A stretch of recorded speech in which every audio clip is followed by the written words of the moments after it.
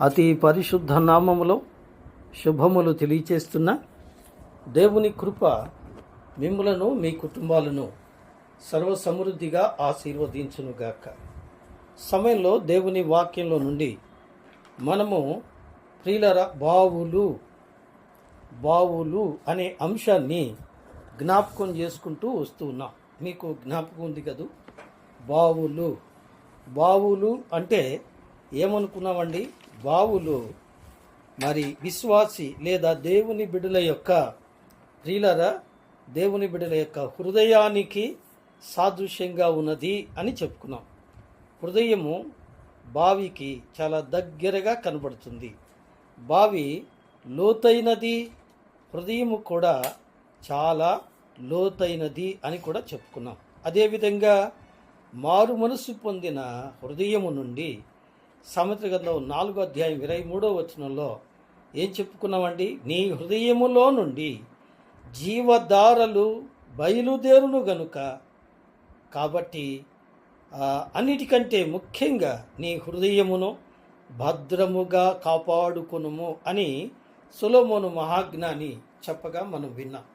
అలాగైతే ప్రియ స్నేహితులారా, సొలొమోను చెప్పిన ఈ చక్కని మాటను మనం గమనించినప్పుడు ప్రియులరా, దేవుని వాక్యంలో మన ఆత్మీయ జీవితాలను మనం జాగ్రత్తగా కాపాడుకోవాలి. ఎందుకు అంటే ఇదివరకే చెప్పుకున్న మాటలు ఇవి. ఇర్మియా గ్రంథం 17వ అధ్యాయం 9వ వచనం ప్రకారం హృదయము అన్నిటికంటే మోసకరమైనది, అది ఘోరమైన వ్యాధి గలది అని చెప్పుకున్నాం కదూ. చాలా ఘోరమైన వ్యాధి గలది అని చెప్పుకున్నాం. హృదయము మోసకరమైనది, ఘోరమైన వ్యాధి కలది. అందుకే ప్రభువారు అన్నారు మార్క్స్ వార్త 7వ అధ్యాయం 21వ వచనంలో, లోపల నుండి అనగా మనుషుని హృదయములో నుండి దురాలోచనలు, జారత్వములను, దొంగతములను, మత్సరమును, దేవదూషణయు, అహంభావము, అవివేకము వచ్చును. ఈ చెడ్డవన్నీయు మనుషునిలో నుండి బయలువెడలి మనుషుని అపవిత్రము చేస్తున్నాయి అన్నాడు. కాబట్టి ఇది లోతైన బావి. రెండవది మురికితో, బురదతో నింపబడిన బావి. అలాగైతే ఆ మురికిని కడిగి ఆ లోతులలో నుండి జీవజల ధారలు యేసుక్రీస్తు ప్రభువారు ప్రవహింప చేస్తూ ఉన్నారు కదండి. ఆయనలో జీవముండెను, ఆ జీవము మనుషులకు వెలుగై ఉండెను అని చదువుతున్నాం. అలాగైతే జీవమైన క్రీస్తులో నుండి మనుషులకు వెలుగు, జీవజలము వస్తుంది. అందుకే ప్రభువారు అన్నారు, నా యందు విశ్వాసముంచిన వాని కడుపులో నుండి ఏమొస్తాయట? జీవజల ధారలు వస్తాయట. అలాగైతే ఈ పూట మనం నేర్చుకుంటున్న ఆత్మీయ పాఠాలు ఏమిటి అంటే, విశ్వాసి హృదయము, విశ్వాసి అంతరంగము బావి, ఆత్మీయ బావితో సమానం. దానిలో మురికి లేకుండా అది లోతైనప్పటికీ అది పనికి రాకుండా ఉంటే చాలా అధోగతిగా ఉంటుంది. అందుకని దాన్ని మనం సిద్ధం చేసుకోవాలి, పరిశుద్ధం చేసుకోవాలి.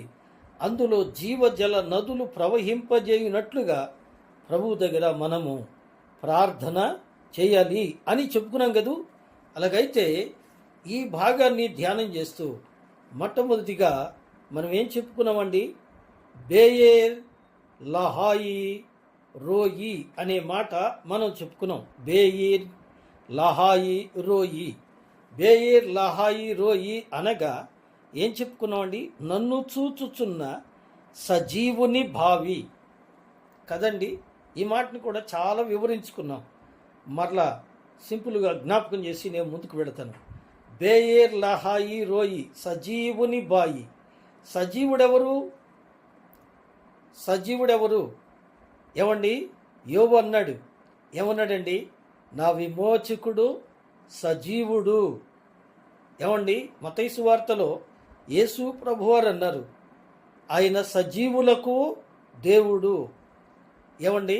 ప్రకటన గ్రంథం 1వ అధ్యాయము 18వ వచనంలో ప్రభువే చెప్పారు. ఏమనండి? నేను మొదటివాడను, కడపటివాడను, జీవించువాడను కదండి. ఆయన నిత్య జీవము కలవాడు, నిత్యము జీవించువాడు, నిత్య జీవ ప్రదాత అని చెప్పుకున్నాం కదూ. అలాగైతే నిత్య జీవ ప్రదాత అయిన క్రీస్తు ప్రభువారు ఏమండి, ఆయన జీవ నది, జీవపు ఊట. అందుకని కీర్తన గ్రంథంలో మనం చెప్పుకున్నాం, నీ యొద్ద జీవపు ఊట యొక్కలదు. కీర్తన గ్రంథం 36:9 మనం చెప్పుకున్నాం. ఆయన యొద్ద ఏముందంట? జీవపు ఊట. ఆయన యందు విశ్వాసం ఉంచిన వాని యొక్క హృదయాన్ని జీవపు ఊటగా ఏమండి లోపల నుండి జీవజల నదులు ప్రవహించే విధంగా చేస్తారు.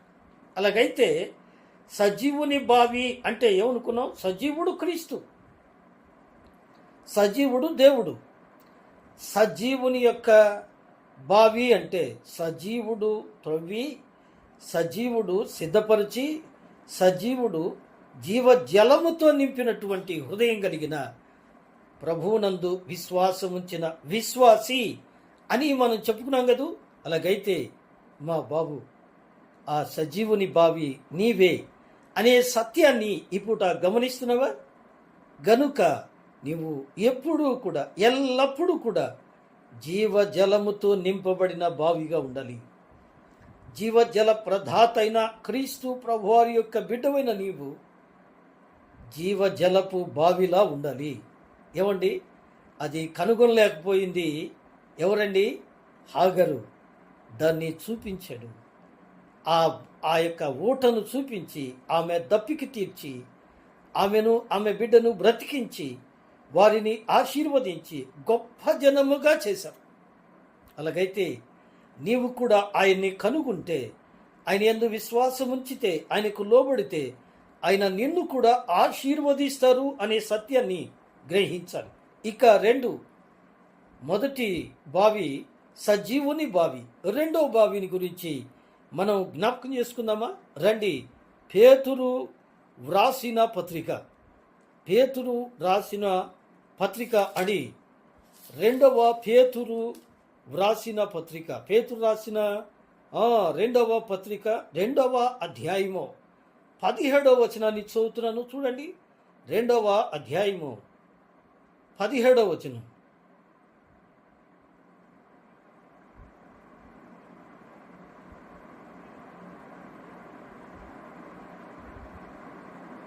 వీరు నీళ్లు లేని బావులు. ఏ బావులట? ఏమండి, వీరు నీళ్లు లేని బావులు, పెనుగాలికి కొట్టుకొని పోవు మేఘాలై ఉన్నారు. విన్నారా? ఏ బావి? సజీవుని బావిని చూచాం. అయితే సజీవుని బావులు ఏమైపోయినాయి? నీళ్లు లేని బావులు అయిపోతున్నాయి. ఇక్కడ భక్త పేతురు ఎవరిని గురించి చెప్తున్నాడు? ఏమండి, దేవుని సంఘములో ఉన్న వారిని గురించి. వీరట ఏమండి చూడండి, ఇంకా వీరి కొరకు గాఢాంధకారము భద్రము చేయబడింది. వీరు వ్యర్థమైన డంబపు మాటలు పలుకుచు తామే శరీర సంబంధమైన దురాశలు గలవారై తప్పు మార్గమందు నడుచు వారిలో నుండి అప్పుడే తప్పించుకొనిన వారిని పోకిరి చేష్టల చేత మరులు కొల్పుచున్నారు. వీరు ఎక్కడున్నారండి? సంఘంలోనే ఉన్నారు, రక్షించబడిన గుంపులోనే ఉన్నారు అని. ఓయమ్మా, దేవుని పిల్లలతో కలిసి ఉన్నవారు ఎలా ఉన్నారు? నీళ్లు లేని బావులుగా ఉన్నారు. నీరు దేనికి సాదృశ్యం అండి? దేవుని వాక్యానికి సాదృశ్యం కదండి. దేవుని వాక్యానికి సాదృశ్యం. అలాగైతే దేవుని వాక్యము లేని బావులు కదండి. వీరు దేవుని వాక్యము లేని బావులు. దేవుని వాక్యము వీరి హృదయములో లేదు కనుక వీరున్న చోట ఏమి సంచరిస్తాయి? ఇప్పుడు రండి, మత్తయి సువార్త 12వ అధ్యాయము, మత్తయి రాసిన సువార్త అని 12వ అధ్యాయము 43వ వచనాన్ని విందామా? 12వ అధ్యాయం అండి 43వ వచనం. అపవిత్రాత్మ ఒక మనిషిని వదిలిపోయిన తరువాత అది విశ్రాంతి వెతుకుచు నీళ్లులోని చోట తిరుగులాడును. ఏమండి, అక్కడ ఏమి నివసిస్తాయండి? నీళ్లు లేని చోట నివసించేవి. ఏంటి చెప్పండి? అపవిత్రాత్మలు. గమనించారా? దేవుని సంఘములో ఉండేవారు వారి హృదయంలో వాక్యం లేకుండా కదండి. బాబు మీరు ఎప్పుడు నమ్ముకున్నారు అండి? ఈ సంఘం కంటే ముందేనయ్యా నేను ఆ మోస్ట్ సీనియర్ నేను అంటాడు అండి. ఆయనకి ప్రార్థన చేయడం రాదు, పాట పాడటం రాదు, ప్రభువును ఆరాధించడు, వాక్యం వినడు, పాట పాడుతుంటే చప్పట్లు కొడతాడు, వాక్యం చెబుతుంటే నిద్రపోతాడు, వాక్యం అయిపోయిన తర్వాత పరిచర్య చేస్తుంటే గొడవ పెట్టుకుంటాడు. కారణం అతనిలో ఏమి లేదండి, వాక్యము లేదు. వాక్యం అనగా అది యందు వాక్యం ఉండెను, వాక్యము దేవుని యొద్ద ఉండెను, వాక్యము దేవుడై ఉండెను. ఆ వాక్యమైన క్రీస్తు లేడు. ఏమండి? వాక్యము లేని స్థితిని బట్టి చాలామంది ఏం చేస్తున్నారంటే పరిచర్యకు ఆటంకంగా బ్రతుకుతున్నారు. దేవుని పరిచర్యను ఆటంకపరుస్తున్నారు. ఇంకా ఇక్కడ మనం చదువుకున్నాం కదండి, వీరు ఏం చేస్తున్నారట? ఏం చేస్తున్నారండి? వ్యర్థమైన డంబపు మాటలు పలుకుచు తామే శరీర సంబంధమైన దురాశలు కలవారై తప్పు మార్గము నడుచు వారిలో నుండి అప్పుడే తప్పించుకుని వారిని పోకిరి చేష్టల చేత మరులు కొల్పుతున్నారు. ఏమండి? మేము కూడా ప్రార్థన చేసేవులే అయ్యా, ఇంతసేపు ప్రార్థన ఏంది? ఇన్ని గంటల వాక్యం చెప్పేది, ఇంతసేపు ఆరాధన ఎవడు కూర్చుంటాడు ఎంతసేపు? ఏమండి? కొత్తగా వచ్చిన వారిని తప్పుదావ పట్టించే మహానుభావులు సంఘాల్లో ఉన్నారు. ఎంత దౌర్భాగ్యం! కారణం ఏంటి అంటే వారిలో దేవుని వాక్యము లేదు. మా బాబు కీర్తనకారుడు అన్నాడు కదూ, 119వ కీర్తన 11వ వచనంలో ఏమన్నాడండి? నీ ఎదుట నేను పాపము చేయకుండానట్లు నా హృదయంలో ఏముంచుకున్నట్ట? వాక్యాన్ని ఉంచుకున్నట్ట. బాబు అమ్మ మంచిగా డ్రెస్ చేసుకున్నారు, మంచిగా సెంటు రాసుకున్నారు, ఏమండి మంచిగా సెల్ ఫోన్ చేత పట్టుకున్నారు, బాగా టాయిలెట్ అయ్యి వచ్చి కూర్చున్నారు, కాదంటం లేదు. చేతిలో బైబిల్ తీసుకురావటం షేమైందా? దేవుని వాక్యం చదవటం విసుగైందా? అమ్మా జాగ్రత్త. దేవుడు ఈ రాత్రి వేళ నీతో మాట్లాడుతున్నాడు. జాగ్రత్తగా ఉండాలని ప్రభు పేరిట నేను జ్ఞాపకం చేస్తున్నాను.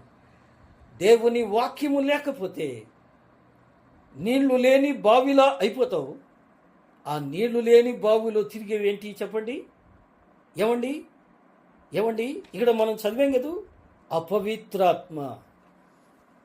అపవిత్రాత్మల పని చెడగొట్టడం, గొడవలు పెట్టడం, సమస్యలు తీసుకురావటం, గొడవలు తీసుకురావటం. ఓ అబ్బా, ఈ పనులన్నీ చేసేవి.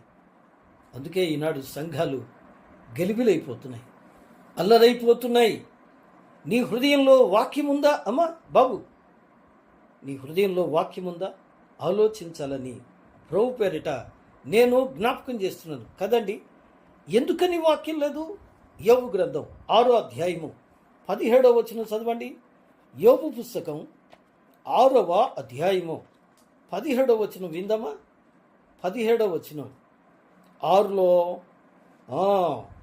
17 నేను చదువునా? వేసవి రాగానే అవి మాయమైపోవును, వెట్ట కలుగగానే అవి తమ స్థలములను విడిచి ఆరిపోవును. ఏంటిదట? వేసవి అనగా ఎండ అనగా శ్రమలు. అందుకని చాలామంది ఏం చేస్తారంటే కొంచెం శ్రమ రాగానే, ఏమండి కొంచెం శ్రమ రాగానే ఏం ప్రార్థనలే, ఏం వాక్యంలే, ఏ చర్చిలే, వచ్చే వారం బావచ్చులే, పొద్దుగూకులు బావాలా ఏంది? జాగ్రత్త. సన్నిధిని నిర్లక్ష్యం చేయొద్దు. శ్రమలు కలిగినాయని, శోధనలు కలిగినాయని, బాధలు కలిగినాయని దేవుని సన్నిధిని నిర్లక్ష్యం చేస్తున్నావా? జాగ్రత్త. నీ శ్రమలకు నీలో ఉన్న పాపాలు, లోపాలు కారణమైతే దేవుడి మీద పెడుతున్నావా? పరిశీలించుకోమని ప్రభువు పేరిట నేను జ్ఞాపకం చేస్తున్నాను. అందుకనే ఒక మాట చదివి మనం ముందుకు వెళదాం. ఇర్మియా పుస్తకం 17వ అధ్యాయము. ఇర్మియా పుస్తకము 17వ అధ్యాయము వాక్యాన్ని 8వ వాక్యాన్ని చదువుకుందామా? 9 కాదు 8. ఏముంది అక్కడ? అతడు ఎలా ఉన్నాడు? 8వ వచనం, వాడు జలముల యొద్ద నాటబడిన చెట్టు వలె ఉండును, అది కాలువల ఓరను దాని వేళ్ళు తన్నును, వెట్ట కలిగినను దానికి భయపడడు, దాని ఆకు పచ్చగా ఉండును, వర్షము లేని సంవత్సరము లేను, చింత నొందదు, కాపు మానదు. బా, ఎంత మంచి విశ్వాస జీవితము అండి. ఏమండి, ఇక్కడ స్పష్టంగా భక్తుడు రాస్తున్నాడు, నీటి కాలువల యోరను నాటబడిన చెట్టు వలె ఉండి వేళ్ళు తనుతట. ఒకవేళ వెట్ట కలిగిన ఏం చేస్తాడట? వెట్ట కలిగిన భయపడడు. చిన్న శ్రమ రాగానే పాస్ట్ గారు వాక్యం చెప్పేటప్పుడు ఏదైనా మాట కొంచెం నీకు తగిలొచ్చినట్టు ఉందనుకో, ఆ పాస్టర్ అతన్ని ట్రాన్స్ఫర్ చేయించండి. జాగ్రత్త అమ్మా బాబు, దేవుడు నీతో మాట్లాడినప్పుడు ఆ కోపం దేవుడి మీద చూపించలేక పాస్టర్ గారి మీద చూపిస్తున్నావా అమ్మా? ఆలోచించాలని మానవ చేస్తున్నా. దేవుడు నీతో మాట్లాడినప్పుడు లోబడు, నీ పొరపాటు సరిదిద్దుకో, చక్క చేసుకో. వెట్ట కలిగినను భయపడదు, దాని ఆకు పచ్చగా ఉంటుంది, వర్షము లేని సంవత్సరాలైనా చింత నొందదు, కాపు మానదు. ఎందుకని? జీవజలపు ఊట దగ్గర నాటబడింది. నువ్వెక్కడ నాటబడ్డావు? డబ్బుల కోసం బాప్తిసం తీసుకునే వాళ్ళు ఉన్నారు. కులాన్ని బట్టి బాప్తిసాలు తీసుకొని సంఘాల్లో ఉండేవాళ్ళు ఉన్నారు. అలా ఉన్నావా? ఆచార క్రైస్తవుడవా? జాగ్రత్త. ఇప్పుడైనా సరే నీ జీవితాన్ని మార్చుకొని మారు మనసు పొంది రక్షింపబడాలని ప్రభు పేరిట నేను జ్ఞాపకం చేస్తున్నాను. నీ పాపం ఒప్పుకొని విడిచిపెట్టి ప్రభు దగ్గర నీవు రక్షణ పొందితే నీవు ఎన్ని శ్రమలు వచ్చినా ప్రభువును విడిచిపెట్టవు. నీలో ఉన్న పాపం నిన్ను వెనక్కి లాగుతుంది కదూ. జాగ్రత్త అని ప్రభుపేట మనవి చేస్తున్నాడు. ఇక 3వది, 1 సజీవుని బావి, 2 నీరు లేని బావి, 3 ఆదికాండ గ్రంథం 26వ అధ్యాయము 15వ వచనాన్ని చదువుతున్నాను. అతని తండ్రి అయిన అబ్రహాము దినములలో అతని తండ్రి దాసులు త్రవ్విన బావులన్నిటినీ ఫిలిష్తీయులు మన్ను పోసి పూడ్చివేసిరి. నేలమట్టం చేసేశారు. ఏమండి, పూడ్చివేసిన బావులు. అబ్రహాము తవ్వినప్పుడు ఆ బావులు ఎలా ఉన్నాయి? నీళ్లతో నింపబడ్డాయి కదూ. మరి ఇప్పుడు ఎలా ఉన్నాయి? పూడ్చివేయబడ్డాయి. ప్రసంగి గ్రంథం 7వ అధ్యాయము 29వ వచనంలో దేవుడైన యెహోవా నరులను ఎలా చేశాడండి? దేవుడు నరులను యథార్థవంతులనుగా సృజించెను, వారు తమ తంత్రముల ద్వారా ఏమైపోయారు? వ్యర్థమైపోయారు. ఏమండి, వాక్యం నడవట్లేదండి, ప్రార్థన మర్చిపోయానండి, చర్చికి వెళితే ఎప్పుడెప్పుడు వెళ్ళిపోదామా అనిపిస్తుందండి, వాక్యం వినబుద్ధి కావట్లేదు.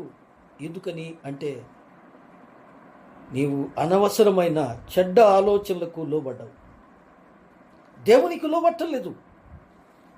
జాగ్రత్త. ఏమండి, అంతేనా అండి? దేవునికి లోబట్టలేదు కనుకని దేవుడు ఈ పూట నీతో మాట్లాడుతున్నాడు. సాతాను నీ యొక్క జీవితాన్ని పూడ్చివేశాడా? ఎఫెసీ పత్రిక 2వ అధ్యాయము 2వ వచనంలో ఏమండి, శత్రువైన సాతాను నీ హృదయాన్ని ఏం చేశాడండి? అవిధేయతకు, అవిశ్వాసానికి ఏమండి అప్పగించి నిన్ను మన్ను పోసి పూర్తి చేశాడు. మన్ను అంటే శరీర క్రియలు స్పష్టమైన పోయినవి.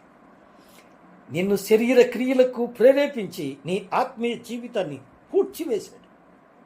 జాగ్రత్త. అందుకనే ఎఫెసీ 2:2 అంటున్నాడు కదండి, మీరు వాటిని చేయుచు ఈ ప్రపంచ ధర్మము చొప్పున నడుచుకున్నారు. ఏమండి, ఇంకా పేతురు రాసిన మొదటి పత్రిక 5వ అధ్యాయము 8వ వచనం. ఏమండి, 8వ వచనం ఏం చదువుతాం అక్కడ? మీ విరోధి అయిన నిబ్బరమైన బుద్ధి గలవారై మెలకువగా ఉండుడి. మీ విరోధి అయిన అపవాది గర్జించు సింహం వలె ఎవరిని మింగుదునాన్ని వెతకుచో ఆడెప్పుడు కాసుకొని ఉంటాడు. ఏమండి, యేసయ్య పరిచర్య ప్రారంభించగానే వెంటబడ్డాడు. నీ వెంటబడ్డా? ఆయనే అన్నాడు, నీవు నాకు మొక్కితే ఈ లోక ఘనతంతా నీకు ఇస్తాను అన్నాడు. ఆయన బాబు సుత్తా ఇవ్వడానికి ఏమండి మాట అంతే, మాట మాయలోడు. ఈనాడు మాయలోళ్ళు పడేస్తున్నారు నిన్ను. జాగ్రత్త అమ్మా బాబు, నీ ఆత్మీయ జీవితం జాగ్రత్త. నీవు జాగ్రత్తగా ఉండాలి. అతి కాదు, హెబ్రీయులకు రాసిన పత్రిక 12వ అధ్యాయము 16వ వచనాన్ని చదువుతున్నాను. ఒక్క పూట కూటి కొరకు తన జ్యేష్ఠత్వపు హక్కును అమ్మివేసిన ఏశావు వంటి భ్రష్టుడైనను వ్యభిచారి అయినను ఉండునేమో అని జాగ్రత్తగా చూసుకోండి. ఏశావా తరువాత ఆశీర్వాదం పొందగోరి కన్నీళ్లు విడిచినను దాని కొరకు శ్రద్ధతో వెతికినను మారు మనసు పొంద అవకాశము దొరకక విసర్జించబడిన. ఎంత ఘోరం అండి. సాతాను ట్రాప్లో పడద్దు. శరీర క్రియల ద్వారా ఏమండి ఈ లోక సంబంధమైన దురాశల ద్వారా నిన్ను వలవేస్తాడు. నీ ఆత్మీయ జీవితాన్ని లొంగ తీసుకుంటాడు. అందుకని ఏమండి మీరు జాగ్రత్తగా ఉండాలి. మీ ఆత్మీయ జీవితాన్ని జాగ్రత్త చేసుకోవాలి అని ప్రభు పేరిట నేను జ్ఞాపకం చేస్తున్నాను. అందుకనే 1 యోహాను పత్రిక 3వ అధ్యాయము 6వ వచనము 9వ వచనము 10వ వచనం నేను చదవట్లేదు, ముందుకు వెళ్ళిపోతున్నాను. దేవుని బీజము కలిగిన వాడు ఎన్నడూ పాపము చేయడు. ఆ వచనాల్లో ఉన్న భావం అదే. దేవుని పిల్లలెవరో అపవాది పిల్లలెవరో తెలుసుకోవాలంటే ఇదే. నిజంగా దేవుని బీజం కలిగిన వాడు, నిజంగా మారు మనసు పొందావా, రక్షింపబడ్డావా, నీ పాపాలు ఒప్పుకున్నావా, పశ్చాత్తాపంతో ప్రభువును నీ దేవుడిగా అంగీకరించావా? అలాగైతే ఇక నీవెన్నడూ పాపము చేయవు. మరలా నిన్ను పీకుతుందా? లోకం పీకుతుందా? కొంతమందికి పెదాలు లాగేస్తాయి, కొంతమందికి నరాలు గుంజేస్తాయి. ఎందుకు అండి? వాళ్ళకే తెలుసు కదండి. లాగుతుందా నిన్ను? జాగ్రత్త. పీకుతుందా నిన్ను? జాగ్రత్త. హెబ్రీ పత్రిక 6వ అధ్యాయము 4వ వచనం నుండి చదువుకుంటూ పోతే, ఒకసారి వెలిగించబడి ఆత్మీయ వరములను రుచి చూచి పరిశుద్ధాత్మ శక్తులను నీవు అనుభవించి వెనక్కి తిరిగితే అవకాశం ఉందా? ఆ వచనం మీకే వదిలిస్తున్నాను. నీవు వెలిగించబడ్డావు, రక్షించబడ్డావు, దేవుల్లోకి వచ్చావు, పరిశుద్ధాత్మ వరాలను చూస్తున్నావు. చూస్తూ తెలిసి తప్పు చేస్తే క్షమాపణ లేదు. తెలియక చేశాను కాబట్టి నేను క్షమించబడి తిని అన్నాడు భక్త పౌలు. నువ్వు తెలిసి చేస్తున్నావా, తెలియక చేస్తున్నావా? బాబు అమ్మ వినపడుతుందా? నా మాటలు వినపడుతున్నాయా అండి? దయచేసి శ్రద్ధగా వినండి. పరిశుద్ధాత్మ నీతో మాట్లాడుతున్నాడు అండి. జాగ్రత్త. నీవు పూడ్చివేయబడ్డావా? ప్రభు అంటున్నాడు, ప్రయాసపడి భారం మోసుకొనుచున్న సమస్త జిల్లాల నా దగ్గరికి రండి. ఆయన ఎద్దకు వస్తే ఆయన నిన్ను పునరుద్ధరింపజేస్తాడు, నిన్ను తిరిగి త్రవ్వుతాడు. అదే మన నాలుగో పాఠం. ఏమండి, 4వ పాఠం ఏంటంటే ఆదికాండ గ్రంథం 26వ అధ్యాయము 18వ వచనం. అప్పుడు తన తండ్రి అయిన అబ్రహాము దినములలో త్రవ్విన నీళ్ల బావులు ఇస్సాకు తిరిగి త్రవ్వించెను. ఏం చేశాడండి? తిరిగి తవ్వుతున్నాడు. పూడ్చివేయబడిన బావులు ఏం చేస్తున్నాడండి? తిరిగి తవ్వుతున్నాడు. ఏమ్మా? తిరిగి తవ్వుతున్నాడు. నీవు తిరిగి త్రవ్వబడే విధంగా రావాలి. ఏమండి? తిరిగి త్రవ్వబడే విధంగా ఎలా త్రవ్వబడాలి? యోహాను సువార్త 4వ అధ్యాయము 13వ వచనం, 14వ వచనం. యోహాను సువార్త 4వ అధ్యాయము 13వ వచనము, 14వ వచనము. ఏం చదువుతాం అక్కడ? అందుకు యేసు, ఈ నీళ్లు త్రాగు ప్రతివాడును మరలా దప్పికొనుడు. నేనిచ్చు నీళ్లు త్రాగువాడు ఎప్పుడునూ దప్పికొనడు. నేనిచ్చు నీళ్లు నిత్య జీవమునకై వానిలో ఊరెడి నీటి బుగ్గగా ఉండును. అందుకు ఆమె ఏమంటుంది? అయ్యా, ఈ బావి లోతైనది. 11వ వచనం. ఏమండి, మన అంతరంగం లోతైంది, ఇంటనే ఉంటాం. ఏమండి, సర్వోత్తమ గారు చెప్తే వింటాం, మరొక అన్నగారు చెప్తే వింటాం. ఏమండి, గిద్దోని అనేవాడు చెప్తే వింటాం ఉంటాం, ఆహా ఓహో అంటాం. కానీ మనస్సు మార్చుకోవాలి, నీ తప్పు సరిదిద్దుకోవాలి. అదే తిరిగి తవ్వబడటం.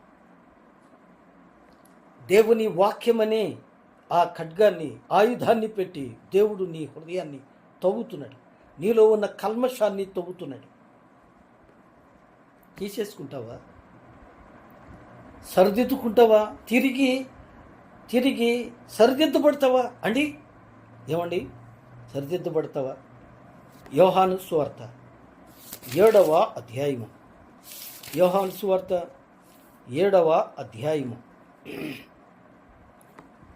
యోహాను సువార్త అండి 7వ అధ్యాయము 37వ వచనం. ఆ పండుగలో మహాదినమైన అంత్యదినమున యేసు నిలిచి, ఎవడైనను దప్పికొనిన ఎడల నా యొద్దకు వచ్చి దప్పి తీర్చుకొనేలు. Come on to me. ఏం చేయాలి చెప్పండి? ఏందో తలనొప్పిగా ఉంటుందండి, ఇసుకిసుగ్గా ఉంటుందండి. ఏం చేయమంటారండి? ఆ ఎండి దగ్గరికి, ఈ బాండీ దగ్గరికి వెళ్తావు, కానీ ప్రభు దగ్గరికి వచ్చావా? ఏనాడైనా మోకరించి, యేసయ్యా, నా మనసు చంచలంగా ఉంటుంది, వాక్యము చదవలేకపోతున్నాను, ప్రార్థన చేయలేకపోతున్నాను, కుటుంబంలో సమస్యలు ఎక్కువ అవుతున్నాయి, బిడ్డలు అల్లరి పాలవుతున్నారు, నన్ను సమకూర్చవా తండ్రి అని ఏనాడైనా అడిగావా? అమ్మా బాబు, ఈరోజైనా ఇప్పుడైనా ఉన్న పాటున ఉన్న చోటున మోకరించి, ప్రభువా నన్ను సరిదిద్దు, నీవు నన్ను జీవపు ఊటగా చేశావు. అందుకే 38వ వచనం, నా యందు విశ్వాసముంచువాడు ఎవడో లేఖనము చెప్పినట్టు వాని కడుపులో నుండి జీవజల నదులు పారునని బిగ్గరగా చెప్పాను. ఏం పారుతాయి? జీవజల నదులు. ఏమా ప్రవహిస్తున్నాయా? జీవజల నదులు ప్రవహిస్తున్నవా? దేవుని వాక్యం నీలో ప్రవహిస్తుందా? దేవుని వాక్యం నీలో ప్రవహించి ఆత్మీయ దప్పికతో ఉన్న వారి దప్పిక తీరుస్తుందా? ఎన్నాళ్ళైంది విశ్వాసమై? ఎంత అనుభవం ఉంది, ఎంత వాక్యం తెలుసు, కానీ ఒక్క ఆత్మను రక్షించలేని దౌర్భాగ్య స్థితిలో ఉన్నావా? ఈ పూట దేవుడు నీతో మాట్లాడుతూ ఉండగా సిద్ధపడు. ప్రభువా, నా మలినాన్ని తీసివేసి నన్ను తిరిగి తోడయ్యా, తోడు. పూడిపోయిన బావిని తవ్వినట్టు తవ్వయ్యా. ఏమండి, బావులకి ఏం చేస్తారట? పూడికి తీస్తారట. పూడికి తీస్తే పూడిపోయిన జలధారలు మళ్ళీ వస్తాయి. గనుక ఈ పూట దేవుడు నేను ప్రేమించి నీతో మాట్లాడుతున్నాడు. ఆయన జీవ జలధారలు నీలో ఉంచాడు. అందుకోసం ఆ జీవజల నది అయిన యేసు తన ప్రక్కలో ఈటితో పొడిపించుకున్నాడు. ఒక రానివాడు ఆయన ప్రక్కలో పొడవగా ఆ ప్రక్కలో నుంచి గుండెలో జొరబడిన ఆ యొక్క ఈట ధారలుగా రక్తం కారుస్తుంది. ఆ రక్తంతోనే నీవు జీవజల ఊటగా చేయబడ్డావు. ధారలుగా తన ప్రాణాన్ని ధారబోసి, తన రక్తాన్ని ధారబోసి నిన్ను రక్షించిన ప్రభువుకు నువ్విచ్చే బహుమానం మీద పూడ్చివేయబడ్డావా? తిరిగి తోడతాడేసయ్య. కమంటుని యేసు దగ్గరికి రా, మోకరించి అడుగు, ప్రభు నిన్ను సరిదిద్దుతాడు, దీవిస్తారు అని ప్రభు పేరిట నేను జ్ఞాపకం చేస్తున్నాను. ఇక ఐదవ మాట అని ఆదికాండ గ్రంథం 29వ వచనము 29వ వచనము 29వ వచనం అండి 29వ అధ్యాయము 2వ వచనం. ఆదికాండ గ్రంథం 29వ అధ్యాయము 2వ వచనం. అతడు చూచినప్పుడు పొలములో ఒక బావి కనబడెను. అక్కడ దాని యొద్ద గొర్రెల మందలు 3 పండుకొని ఉండెను. కాపరులు మందలకు ఆ బావి నీళ్లు పెట్టుదురు. ఒక పెద్ద రాయి ఆ బావి మీద మూత వేయబడిను. ఏమేయబడిందండి? మూత వేయబడ్డ రాళ్ళు. ఏమండి? మూత.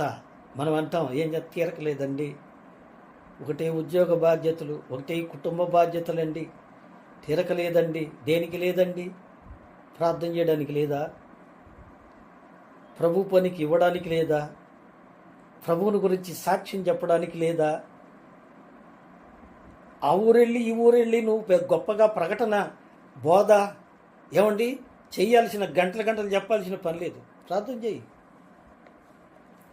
దేవుని పని కొరకు ప్రార్థన చేయి. కనీసం ప్రార్థన కూడా చేయలేని స్థితిలో ఉన్నవా?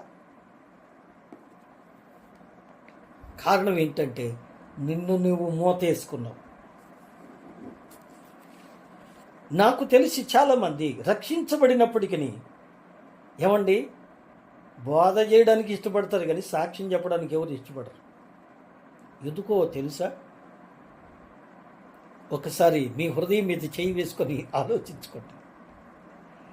సాక్ష్యం చెప్పడానికి సాక్ష్యం ఎంత గొప్పదో తెలుసా?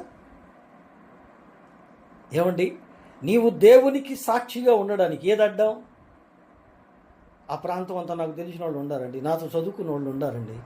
ఒరే నువ్వు కూడా దిగా అంటారేమోనండి, ఒరే నువ్వు కూడా పూసుకున్నా అంటారేమోనండి. నీ కులం ఏంటి? నీ మతం ఏంటి? ఏందిరా ఇదంతా? ఏం తల్లి నువ్వు మొఖాన బొట్టు కూడా తీసేసావు, ఏం తల్లి ఎందుకు? నీ భర్త బతికే ఉన్నాడు కదమ్మా అని పోగానే కంగారు మొదలైపోద్ది. కంగారు. ఏమ్మా ప్రభు కొరకు సాక్షిగా ఉండలేకపోతున్నావా?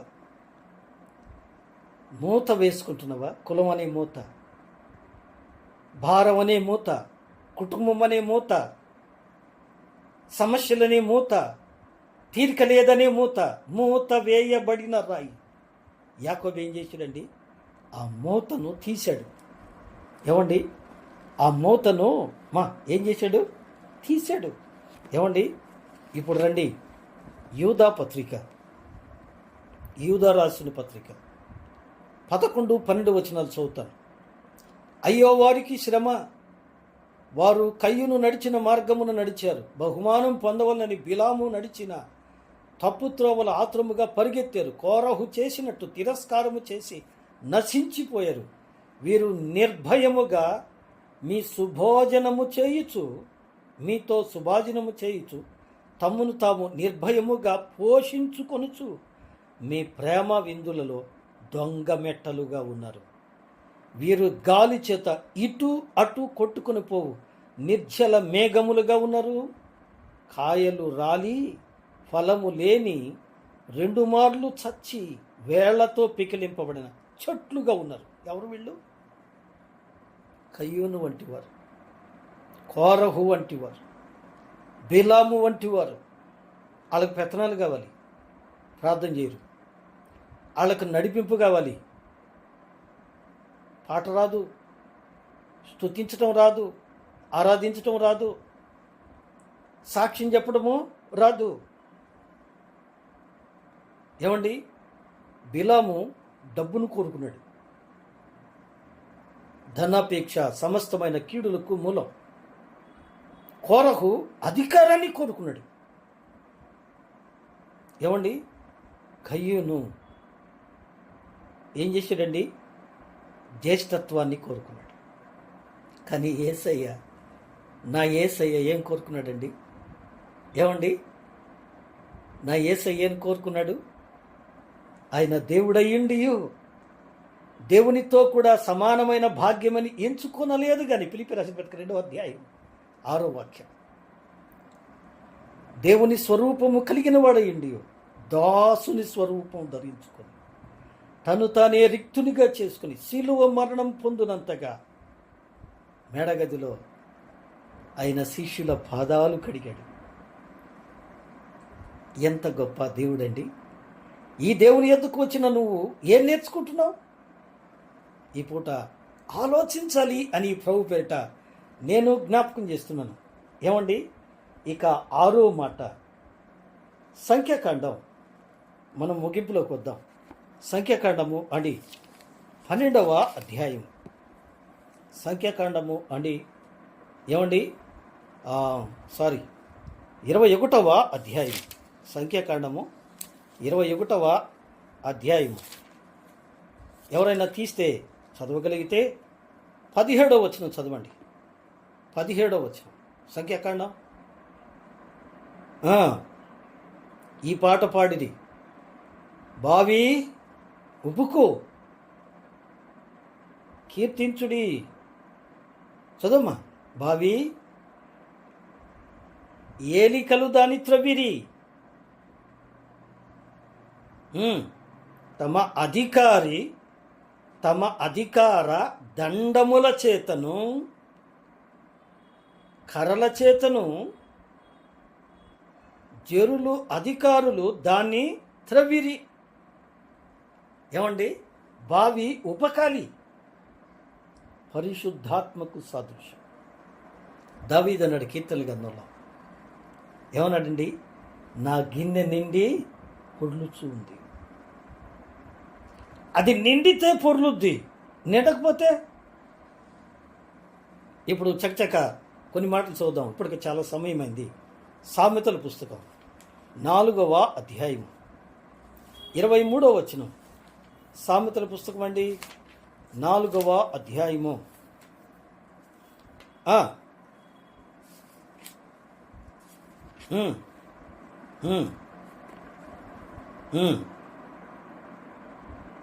చాలమ్మా. నీ హృదయములో నుండి జీవధారలు బయలుదేరుతున్నాయి. నువ్వు తవ్వబడ్డావు, ఆ నీళ్లు ఉబ్బుకుతున్నాయి, ఓట్లు బయలుదేరినాయి. ఆ బయలుదేరుతున్న ఓటలను ఏం చేయాలా? భద్రంగా కాపాడుకోవాలి, భద్రంగా కాపాడుకోవాలి. ఎస్. ఇంకో మాట, 5వ అధ్యాయము 15వ వచనం. 5వ అధ్యాయము 15వ వచనం. నీ సొంత కుండలో నీళ్లు పానము చేయము.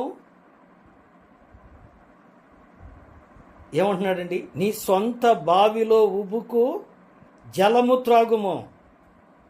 చాలామంది నోట్సులు రాస్తారు. నోట్సులు చదవడం కాదండి, నీ హృదయంలో నుంచి పొంగాలి. ఏంటిది? వాక్యం. దేవుని వాక్యం చదివే కొద్దీ, దేవుని వాక్యం వినే కొద్దీ, దేవుని వాక్యం ధ్యానించే కొద్దీ నీలో నుంచి వచ్చే ఆత్మీయ పాఠాలు నీ వెనక్కున్న వాళ్ళకి, నీ కుటుంబంలో ఉన్న వాళ్ళకి ఎన్నో ఆత్మీయ పాఠాలు అవుతాయి. అనుభవముతో చెప్పే దేవుని వాక్యము హృదయాన్ని కదిలించి వేస్తుంది అండి. తెలుసా? ఉబకాలి. అది నీ సొంత బావి ఉబకాలి, నీ హృదయం ఉబకాలి. అందుకే అంటున్నాడు దావీదు, నా గిన్నె నిండింది. దేంతో నిండిందండి? వాక్యంతో నిండింది, పరిశుద్ధాత్మతో నిండింది. పరిశుద్ధాత్ముడు నీ హృదయంలో ఉండకుండా పోయాడు. ఎందుకు? పాపం ఉన్న చోట పరిశుద్ధాత్మ ఉండదు. పాపం చేత నడిపించబడేవాడు పాపి. కానీ పరిశుద్ధాత్మ చేత నడిపించబడేవాడు ఎవరు దేవుని ఆత్మ చేత నడిపించబడుదురో వారు దేవుని కుమారుల యుందురు. రోమా 8వ అధ్యాయం. నీవు దేవుని కుమారుడివేనా?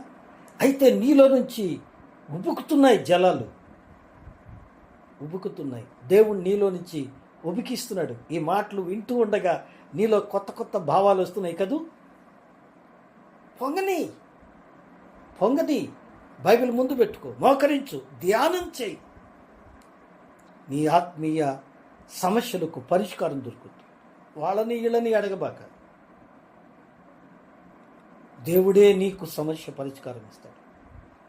దేవుడే నీకు గొప్ప గొప్ప తలంపులు ఇస్తాడు. ఆయన అన్నాడు, ఇదిగో యుగ సమాప్తి వరకు సదాకాలము మీతో కూడా ఉన్నాను అన్నాడు. అన్నారా? ఆయన నీతో లేడా అమ్మా? నీ దగ్గర ఉన్నాడా? యేసయ్య నీతో ఉన్నాడా లేదా? పరీక్ష చేసుకో. యేసయ్య నీతో ఉంటే ఎందుకు దిగులు పడుతున్నావు? ఎందుకు ఆలోచించి బీపీ టాబ్లెట్లు తెచ్చిపెట్టండి అని అడుగుతున్నావు?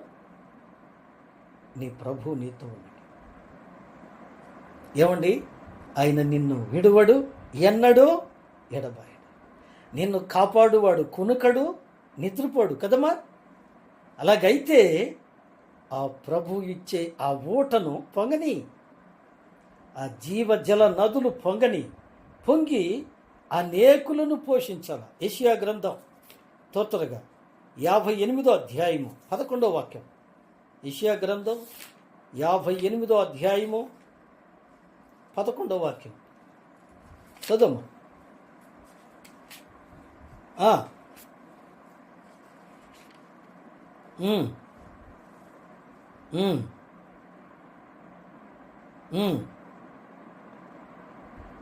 ఎట్లుంటావండి? నీవు నీరు కట్టిన తోట వలె ఉంటావు. ఎప్పుడు ఉబుకుచుండు నీటి ఊటలాగా ఉంటావు కదా. భయపడద్దు. ప్రభు నిన్ను నింపుతున్నాడు, నింపడానికి ఇష్టపడ్డాడు. ముగించుకుందామా? ఆఖరి మాట, ఆదికాండ గ్రంథం 21వ అధ్యాయము 30వ వచనం. ఆదికాండ గ్రంథం అండి 21వ అధ్యాయము.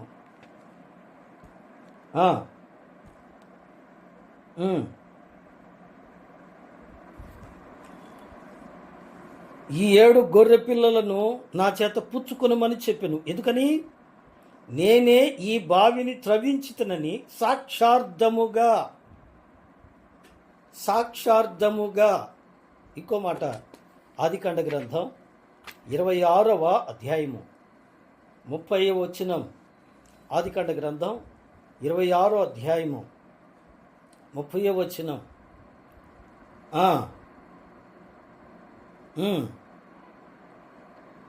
తెల్లవారినప్పుడు వారు లేచి ఒకరితో ఒకడు ప్రమాణము చేసుకొనిరి. తరువాత ఇస్సాకు వారిని సాగనంపగా వారు అతని యొద్దకు సమాధానముగా వెళ్ళిరి. అతని దాసులు ఆ దినమందే ఇస్సాకు దాసులు వచ్చి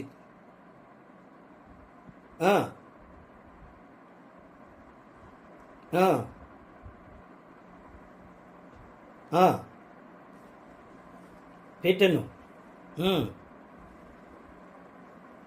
ఏంటి అంట?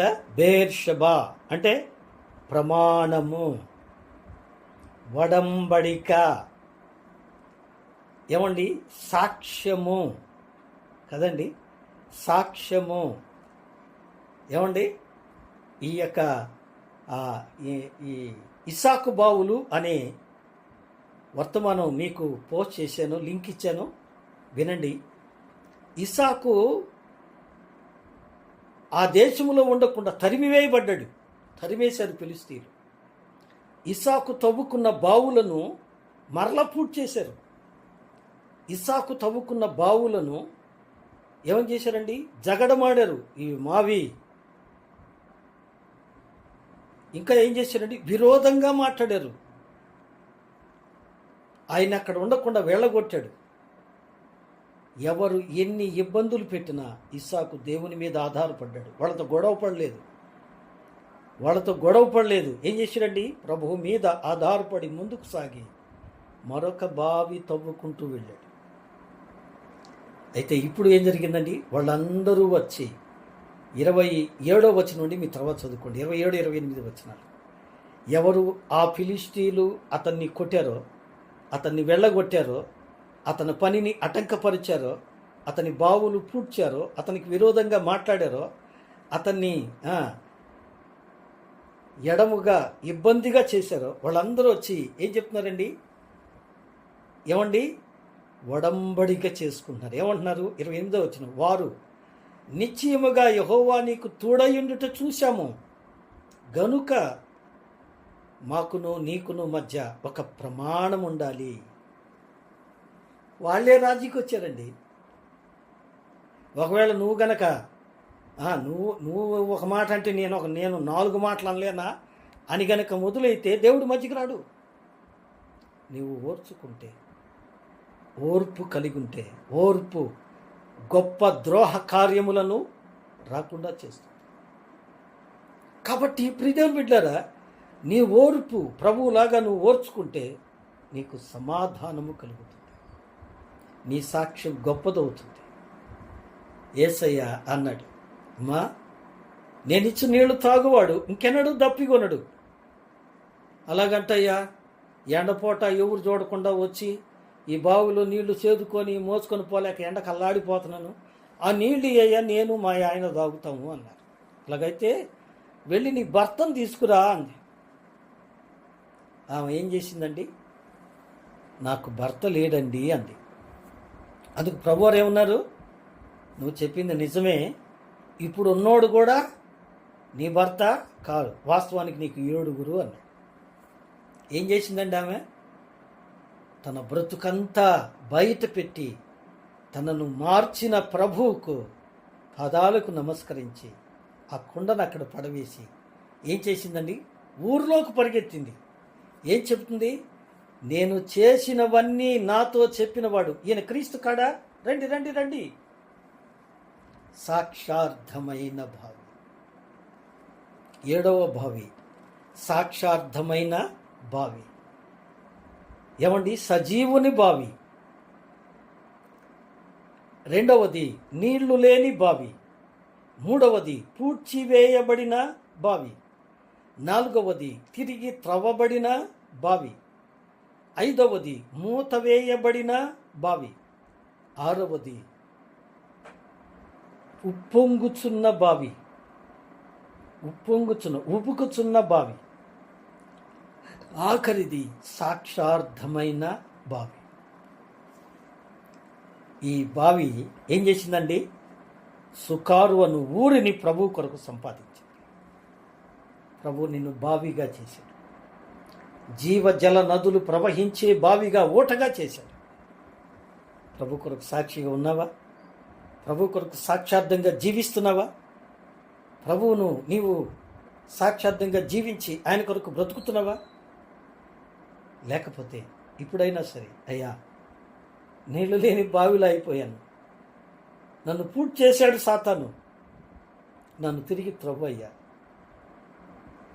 నా మీద మూత వేశాడు, దాన్ని తీయ్యా, నేను ఉబుకుతా, నీ కొరకు సాక్షార్థంగా బ్రతుకుతా, నీ వచ్చినప్పుడు సిగ్గులేని ముఖంతో బహుమానం పొందే విధంగా నన్ను నా కుటుంబాన్ని సిద్ధపరచండి. అడుగు, ప్రభు నిన్ను దీవిస్తారు, ప్రభు నిన్ను ఆశీర్వదిస్తాడు, నిన్ను గొప్ప దీవెనకరంగా చేస్తారు. కాబట్టి ఈ పూట వాక్యం వింటున్న నీవు అట్టి కృప పొందడానికి ఇదే మిక్కిలి అనుకూల సమయం, ఇదే గొప్ప రక్షణ దినం. ఇప్పుడే ఆ ప్రభు బాధాల దగ్గర శరణు వేడు. దేవుడు నిన్ను నిండారుగా ఆశీర్వదించునుగాక. ఆమేన్.